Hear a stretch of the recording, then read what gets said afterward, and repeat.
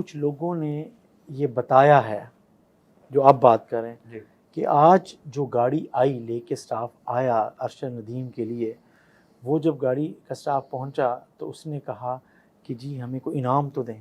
اچھا. اور اس کی گاڑی کی چابی نہیں دی گئی.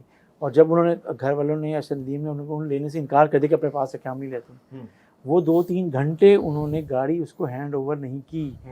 اور آخر میں یہ ہوا کہ گاڑی کی چابی چھوڑ کے چلے گئے کیونکہ انہوں نے کہا جی آپ گاڑی واپس لے جائیں ہم نہیں لیتے.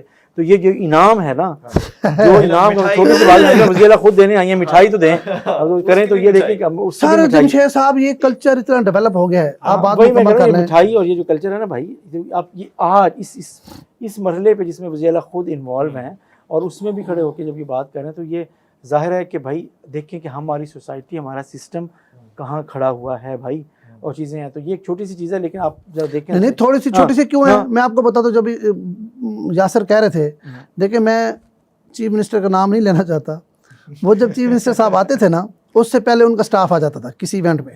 مطلب ایک مثال ہے سرکٹ ہاؤس میں پروگرام ہے نا، تو ظاہر بات ہے ہمارا آپ کا آنا جانا تو ہے، ان سے اٹریکشن ہو جاتی تھی، شناسائی بھی تھی کہ یہ سی ایم کا سٹاف ہے، ان کو پتہ تھا یہ صحافی ہیں. تو ان نے آ کے کان میں لگ جانا، بھائی جان یہاں ایسی سٹی کون ہے، بھائی جان یہاں ایسی صدر کون ہے، یہاں فلاں کون ہے.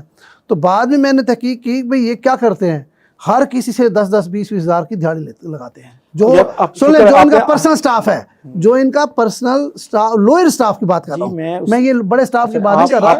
آپ نے ایک منٹ، آپ نے وزیر اعلیٰ کی بات کیا. چلیں جی ہم یوں کر لیتے ہیں، اس پہ بھی ذرا غور کر لیں کہ ہم نے یہ کام وزیر اعظم کے پرسنل سٹاف کو بھی دیکھا ہے، اور ہم نے صدر کے پرسنل سٹاف کو دیکھا، جو بھی صدر رہا ہے اور جو بھی وزیر اعظم رہا ہے. ہم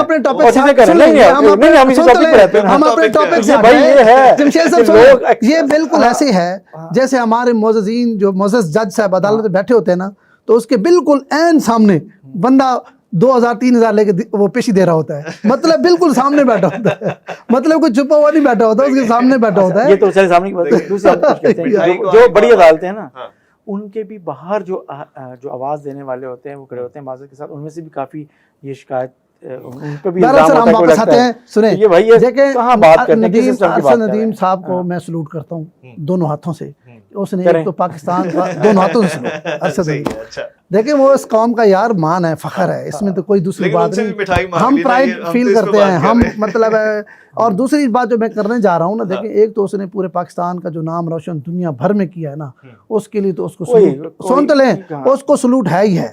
لیکن اس نے 7 مہینے بعد مریم نواز کو جس طرح آنے پہ مجبور کیا، اس کے لیے اس کو 4 ہاتھوں سے کامیابی، سارا کریڈٹ اس کامیابی کو جاتا ہے، اولمپک گولڈ میڈل کو، جس کی وجہ سے مریم صاحبہ آئیں، اور امید ہے کہ وہ آتی رہیں گی. آخری پیغام میں یہاں اور بھی دینا چاہوں گا. ایک تو ہر دفعہ آپ آخری پیغام ضرور دیتے ہیں. آخری پیغام جب بات ختم ہونے لگتی ہے آپ پیغام دینے بیٹھ جاتے ہیں. کیونکہ ارشد ندیم کا پروگرام ہو رہا ہے تو یہ بڑا ضروری ہے. میں صرف ان لوگوں سے گزارش کرنا چاہتا ہوں جو صبح شام سوشل میڈیا پہ بیٹھ کے ملک میں مایوسی کے سوا کچھ بھی نہیں کرتے، مایوسی پھیلا رہے ہیں. بہت سارے ہمارے دوست احباب بھی ہیں. میں کہتا ہوں خدا را کچھ شرم حیا کرو. اس ارشد ندیم کی حالت سے زیادہ حالت اس ملک میں کسی کی خراب نہیں تھی، لیکن جو اس کے پاس اللہ پر بھروسہ اور محنت تھی، اس کو کہاں سے کہاں لے گئی. مطلب ہے جو مایوسی پھیلا رہے ہیں نا، ان کو ارشد ندیم کو دیکھنا چاہیے. بالکل ٹھیک ہے، اچھا میسج ہے.